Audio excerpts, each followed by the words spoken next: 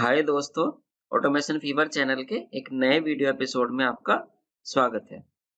आज के अपने इस वीडियो एपिसोड में हम बहुत ही बेसिक चीजों के बारे में बात करेंगे, जैसे ही किसी सेल में डेटा कैसे एंटर करते हैं, डेटा को एडिट कैसे कर सकते हैं, फाइल सेव कैसे करते हैं, एक्सेल की किसी फाइल को ओपन कैसे कर सकते हैं, एक नई फाइल हम कैसे क्रिएट करते हैं, साथ ही ऑटो सेव वाले फीचर को कैसे इनेबल कर सकते हैं और किसी एक पर्टिकुलर रेंज को अगर हमें सेलेक्ट करना हो एक्सेल में तो वो कैसे होती है। हमने आपसे प्रॉमिस किया था कि बिल्कुल जीरो लेवल से एक्सेल को हम सिखाएंगे, तो बिल्कुल जीरो लेवल से ही हम एक्सेल को स्टार्ट कर रहे हैं। चलिए स्टार्ट करते हैं। किसी भी सेल में आप अगर कोई डेटा इंसर्ट करना चाहते हो, कुछ टाइप करना चाहते हो, कुछ लिखना चाहते हो, तो ये बहुत आसान होता है। आपको सेल पर जाना होगा। जैसे मान लीजिए ये सेल है D3, इसमें मैं कुछ लिखना चाहता हूँ, तो इस पे जाके माउस से लेफ्ट क्लिक करूंगा और उसके बाद बस लिखना स्टार्ट कर दूंगा, टाइप करना स्टार्ट कर दूंगा। जैसे एक्सेल लिखना है इसमें, तो हम इसमें एक्सेल लिखकर एंटर की प्रेस कर देंगे और जैसे ही एंटर की प्रेस करेंगे हमारा सिलेक्शन उसके नीचे वाले सेल में मूव हो जाएगा। तो अगर इससे नीचे वाले सेल में भी हमें कुछ लिखना है तो यहाँ पर टाइप करेंगे, फिर एंटर की प्रेस कर देंगे, तो इस सेल में 100 हमारा एंटर हो गया है। अब अगर कोई वैल्यू एंटर करने के बाद उसे आप एडिट करना चाहते हो तो उसके 3 तरीके हैं। पहला, आप अपने कीबोर्ड की F2 की प्रेस करोगे, तो उसके बाद आप इस डेटा को चेंज कर सकते हो, एडिट कर सकते हो। दूसरा क्या होगा, उस सेल पर जाके आपको डबल क्लिक करना है, उसके बाद भी आप इस डेटा को एडिट कर पाओगे। और तीसरा तरीका है कि अगर आपको सेल की वैल्यू को चेंज करना है तो फॉर्मूला बार से भी आप इसकी वैल्यू को चेंज कर सकते हो। और अगर आप चाहते हैं कि सेल की पूरी ही वैल्यू को आपको चेंज करना है, कुछ दूसरा लिखना है, तो आप सेल पर जाएंगे और फिर आपको जो लिखना है, जो वहां पर एंटर करना है, वो लिखना स्टार्ट कर देंगे। जैसे हम यहाँ पर लिख देते हैं MS एक्सेल। तो जैसे ही आप उस सेल पर जाके पहली की प्रेस करोगे, पुराना डेटा वहां से रिमूव हो जाएगा और आप जो भी की प्रेस करोगे वो वहां पर आ जाएगा। तो अगर आपको एडिट करना है तो या तो आप F2 की प्रेस कर सकते हैं, माउस से डबल क्लिक कर सकते हैं, या फॉर्मूला बार में जाके चेंज कर सकते हैं, अपने डेटा को एडिट कर सकते हैं। और अगर आपको सेल की पूरी वैल्यू चेंज करनी है तो उस सेल पर जाके आपको लिखना स्टार्ट कर देना है। ऑलराइट दोस्तों, अब एक बात, जब हम एक सेल में वैल्यू लिखने के बाद एंटर की प्रेस कर रहे हैं तो हमारा सिलेक्शन एक सेल नीचे मूव हो जा रहा है। इवन किसी सेल में आप कुछ टाइप किए बिना भी एंटर की प्रेस करें तो आपका सिलेक्शन एक सेल नीचे मूव हो जाता है। ये बाय डिफॉल्ट सेटिंग होती है एक्सेल की। आप चाहे तो इसे चेंज कर सकते हैं। उसके लिए आप जाएंगे फाइल में, फिर मोर पर, उसके बाद ऑप्शंस में, उसके बाद जाना है आपको एडवांस्ड में और एडिटिंग ऑप्शंस, जो कि सबसे पहला ऑप्शन है। इसमें आप देखो, जो पहला ऑप्शन है वो क्या है, after pressing enter move selection. So जब भी आप एंटर प्रेस करेंगे तो आपका सिलेक्शन कहाँ पे मूव होना चाहिए, बाय डिफॉल्ट डाउन होता है। आप चाहे तो राइट में करा सकते हैं, अप करा सकते हैं, लेफ्ट और राइट। हम अप सेलेक्ट करके देखते हैं और ओके के बटन पर क्लिक करते हैं। अब अगर एंटर की प्रेस करें तो आप देखो हमारा सिलेक्शन अप मूव हो रहा है, एक सेल ऊपर मूव हो रहा है। इवन आप अगर चाहे तो इस सिलेक्शन को आप डिसेबल कर सकते हैं कि एंटर की प्रेस करने पर हमारा सिलेक्शन कहीं भी मूव ना हो। उसके लिए हम फाइल में जाएंगे, मोर पे जाएंगे, ऑप्शंस में जाएंगे, फिर एडवांस्ड में, और जो after pressing enter move selection है, इस चेक बॉक्स को ही हम अनचेक कर देते हैं। अब क्या होगा, जब भी आप कोई एंटर की प्रेस करेंगे हमारा सिलेक्शन कहीं मूव नहीं होने वाला है। इवन अगर मैं कुछ लिखता भी हूँ इसमें, उसके बाद एंटर की प्रेस करूं, तब भी हमारा सिलेक्शन उसी सेल में रहेगा, कहीं मूव नहीं होगा। अब कोई भी हमने डेटा अगर अपने एक्सेल की शीट में लिख दिया है, उसके बाद हमें फाइल को सेव करने की जरूरत होती है। सेव करने के डिफरेंट तरीके सीखते हैं। सबसे पहला तो होता है, हम कीबोर्ड से Ctrl+S की प्रेस कर सकते हैं। सो अगर अभी तक आपने अपनी एक्सेल की फाइल सेव नहीं की है तो ये सेव का एक डायलॉग बॉक्स ओपन होगा। इसमें आप अपनी फाइल को सेव कर सकते हैं। और अगर आपने एक बार अपनी फाइल को सेव कर दिया है, तो आपकी फाइल सेव हो जाएगी, कोई भी डायलॉग बॉक्स ओपन नहीं होगा। यहाँ पर आप फाइल नेम में फाइल का नाम दे सकते हैं, किस नाम से आपको फाइल सेव करनी है। दूसरा, यहाँ से आप फाइल की लोकेशन देंगे कि कहाँ पर आपको फाइल को सेव करना है। दूसरा तरीका है कि बाय डिफ़ॉल्ट जो आपकी क्यूएटी होती है, क्विक एक्सेस टूलबार, उसमें ये सेव का बटन आपको मिलता है। आप इस पर क्लिक करेंगे तो भी सेम ही सेव वाला डायलॉग बॉक्स ओपन होगा, जहाँ से आप अपनी फाइल को सेव कर सकते हैं। एक और तरीका है, उस पे कुछ देर में आएँगे। पहले इसमें हम आपको कुछ बता देते हैं। फाइल का नेम आपको जो भी रखना है, वो यहाँ पर देंगे। एक्सेल में फाइल जिस नाम से सेव है, आपको यहाँ पर शो होता है। अगर आपने अपनी फाइल को सेव नहीं किया है, तो ये बुक 1, बुक 2 इस तरह आपको इनके नेम मिलेंगे। मतलब जितनी फाइल आप ओपन करते जाएँगे, एक्सेल हमको वैसे ही बुक 1, बुक 2 बाय डिफ़ॉल्ट इनके नाम देता जाएगा।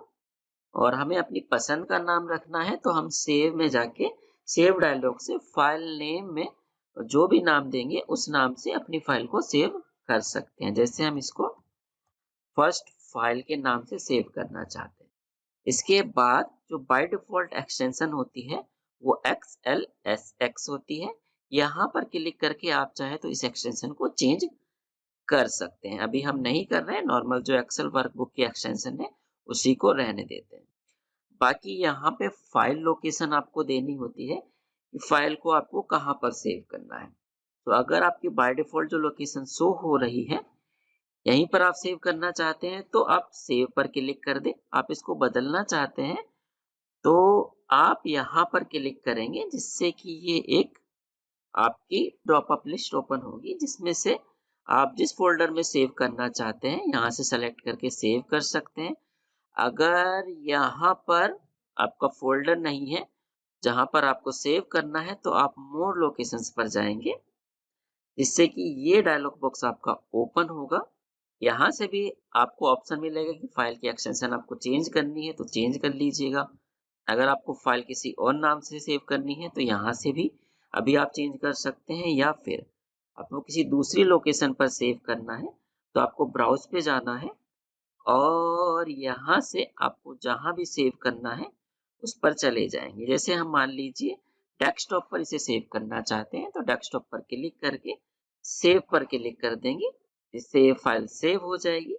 और अगर आपको चेक करना हो कि फाइल सेव हुई है कि नहीं, सो आप विंडो डी की प्रेस करेंगे और डेस्कटॉप पे आएँगे, तो आप देखो ये फाइल हमारी यहाँ पर मिल रही है। और अब आप एक्सेल में ऊपर देखोगे तो फाइल का नेम आपको फर्स्ट फाइल शो कर रहा है, पहले बुक 1 शो कर रहा था। ये फाइल के नाम के साथ उसकी एक्सटेंशन भी शो कर रहा है। इस एक्सटेंशन से आपने इस एक्सेल की फाइल को सेव किया है। हो सकता है कि आपके एक्सेल में ये एक्सटेंशन शो ना करे। ये इसलिए शो कर रहा है क्योंकि हमने फ़ोल्डर में एक्सटेंशन इनेबल कर रखी है। सो अगर आप चाहते हैं कि एक्सटेंशन शो करे या आप नहीं कराना चाहते, तो इसके लिए आपको फ़ोल्डर पे जाना है।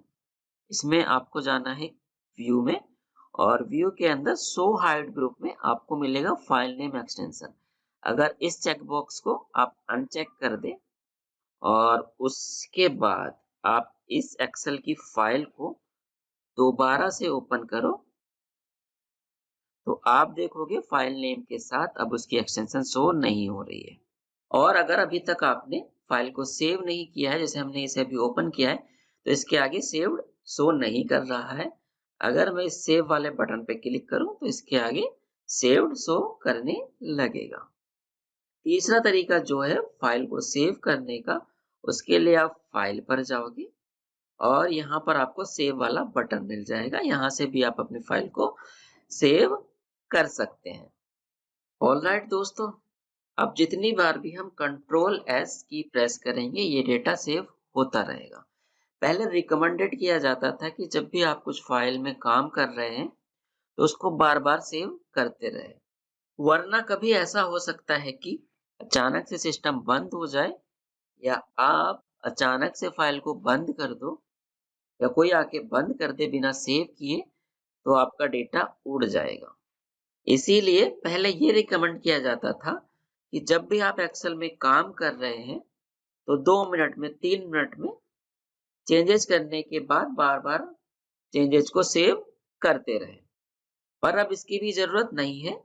एक्सेल एक बहुत शानदार फीचर लेके आया है ऑटो सेव का, जो क्या करता है, अगर आप ऑटो सेव को इनेबल कर दें, तो जैसे-जैसे आप काम करते रहते हैं, कुछ-कुछ सेकंड बाद एक्सेल अपने आप सारे चेंजेस को ऑटो सेव करता रहता है। उसे इनेबल करना है, तो सबसे ऊपर क्विक एक्सेस टूल बार में आपको ऑटो सेव का ऑप्शन मिल जाएगा।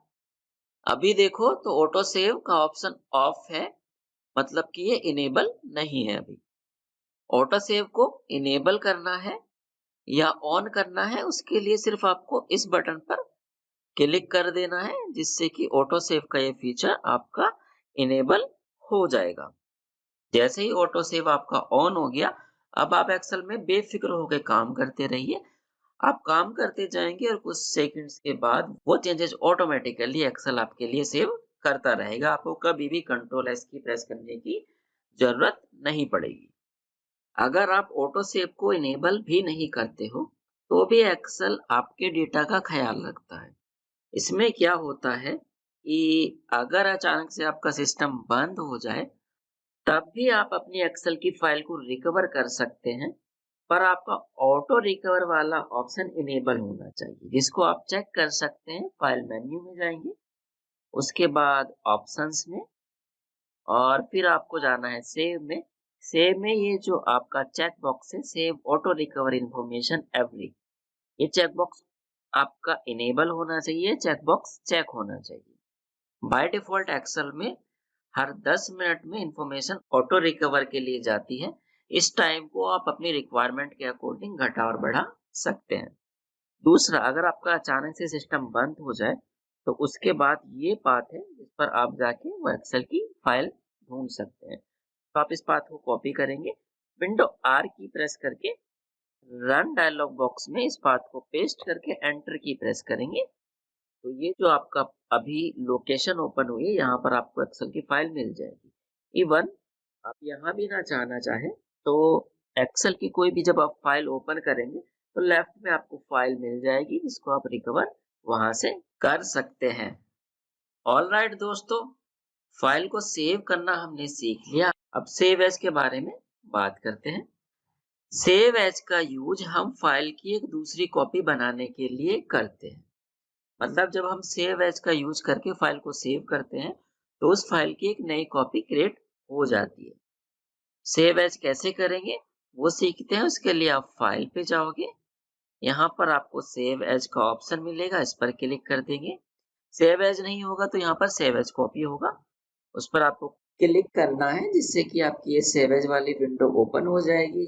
और फिर तो आपको रेस्ट वैसे ही करना है जैसे आप सेव करते हैं। मतलब कि आप यहाँ पर फाइल का नेम देंगे, नाम वो देंगे जिस नाम से आप इस फाइल को सेव एज करना चाहते हैं, जिस नाम से इस फाइल की एक आप अलग से कॉपी बनाना चाहते हैं। सो मान लीजिए हम सेकंड फाइल के नाम से एक कॉपी इसकी बनाते हैं, इसके लिए हम दे देंगे सेकंड फाइल। उसके बाद किस लोकेशन पर आपको सेव करना है, उसके लिए तो आप ब्राउज पे जा सकते हैं, या फिर यहाँ पर आपको लोकेशन शो कर रहा है कि कहाँ पर ये फाइल अभी सेव हो रही है, इसे यहाँ पर क्लिक करके भी आप चेंज कर सकते हैं। तो मान लीजिए अब इस फाइल को हम सेव करना चाहते हैं डी ड्राइव में, एक्सेल डेटा नाम के फोल्डर के अंदर। तो इसे सेलेक्ट कर लेंगे, इसके बाद हम सेव करें, तो ये फाइल हमारी डी ड्राइव में एक्सेल डेटा नाम के फोल्डर के अंदर सेव हो चुकी होगी। हम चेक कर सकते हैं, कोई भी फोल्डर ओपन करेंगे, डी ड्राइव में जाएंगे, इसमें एक्सेल डेटा नाम के फोल्डर में जाके देखें, तो यहाँ पर हमको सेकंड फाइल नाम की एक एक्सेल वाली फाइल मिल रही है, जो कि हमने अभी सेव की है एक्सेल डेटा नाम के फोल्डर के अंदर। ऑलराइट दोस्तों, अब हम ये सीखते हैं कि किसी एक्सेल की फाइल को हम ओपन किस तरीके से कर सकते हैं। पहला तो किसी भी एक्सेल की फाइल को ओपन करना हो तो उस पर डबल क्लिक करेंगे तो वो ओपन हो जाएगी, या दूसरा उस फाइल पे जाकर राइट क्लिक करें और ओपन वाला ऑप्शन सेलेक्ट करें, तो भी ये फाइल आपकी ओपन हो जाएगी। एक और तरीका है जिससे आप किसी एक्सेल की फाइल को सेव कर सकते हैं। अगर आपके एक्सेल की एप्लीकेशन ओपन है तो आप कंट्रोल ओ की प्रेस करेंगे या फिर फाइल में जाके ओपन वाला जो ये बटन है, ओपन वाला जो टैब है, इस पर क्लिक करेंगे, जिससे ये ओपन की विंडो आपकी ओपन हो जाएगी। अगर आपको कोई रिसेंटली फाइल जो आपने ओपन की थी उनमें से ओपन करनी है तो यहाँ से आप उसको क्लिक करके ओपन कर लेंगे। और अगर आपको कहीं और से फाइल लानी है तो उसके लिए आप ब्राउज पे जाएंगे, जिससे कि ये ओपन वाला एक डायलॉग बॉक्स ओपन होगा। इसमें आपको उस लोकेशन पर जाना है जहां पर आपकी फाइल है। सो मान लीजिए एक फोल्डर है ये MIS EP06 Excel basics part second, इसके अंदर ये डेटा नाम की फाइल रखी हुई है एक्सेल वाली, इसको हमें ओपन करना है। तो या तो आप ऊपर जो ये 500 हो रहा है यहाँ से चेंज कर सकते हैं, यहाँ से जा सकते हैं उस फोल्डर पर, या साइड में भी ये डायरेक्टरीज दिखा रहा है, यहाँ से भी आप जा सकते हैं उस लोकेशन पर जहां पर फाइल है। एक और आसान तरीका आपको बताते हैं कि जिस फोल्डर में आपकी फाइल है उसको ओपन कीजिए और यहाँ पर क्लिक करके जो फोल्डर का पाथ है उसको आप कॉपी कीजिए और ये जो ओपन डायलॉग बॉक्स के अंदर फाइल नेम है यहाँ पर इस पाथ को पेस्ट करेंगे और फिर एंटर की प्रेस करेंगे। तो आप देखिए हम उसी लोकेशन पर आ गए जहां ये डेटा वाली फाइल है। अब इसको सेलेक्ट करके या तो आप ओपन के बटन पर क्लिक कर सकते हैं या डबल क्लिक करके भी इस फाइल को आप ओपन कर सकते हैं। देखिए ये डेटा वाली फाइल हमारी ओपन हो गई है। सो ये कुछ वो तरीके थे जिनसे आप एक्सेल की किसी फाइल को ओपन कर सकते हैं। अब सीखते हैं एक्सेल की नई फाइल अगर हमें क्रिएट करनी हो तो कैसे कर सकते हैं। अगर आपकी एप्लीकेशन एक्सेल की ओपन है, कोई फाइल ओपन है, तो आप कंट्रोल एन की प्रेस करोगे तो आपकी नई वर्कबुक एक्सेल की नई फाइल ओपन हो जाएगी। दूसरा तरीका है आप फाइल पर जाएंगे, उसके बाद यहाँ पर एक न्यू वाला आपको ऑप्शन मिलेगा, इस पर क्लिक करेंगे और यहाँ से ब्लैंक वर्कबुक आप चुन लेंगे तो भी एक्सेल की एक नई फाइल आपकी क्रिएट हो जाएगी। इवन आपको फाइल पे जाके न्यू पे क्लिक करने की भी जरूरत नहीं है। ये जो ब्लैंक वर्कबुक आ रहा है इस पर भी डायरेक्ट आप क्लिक करेंगे तो भी एक नई फाइल आपकी एक्सेल की क्रिएट हो जाएगी। अब सबसे लास्ट में हम ये सीख लेते हैं कि किसी रेंज को सेलेक्ट कैसे करते हैं।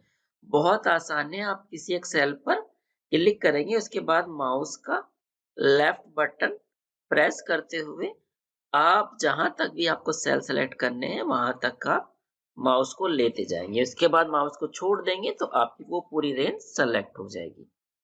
अगर किसी रेंज को आप कीबोर्ड से सिलेक्ट करना चाहते हैं तो भी कर सकते हैं, वो भी बहुत आसान है।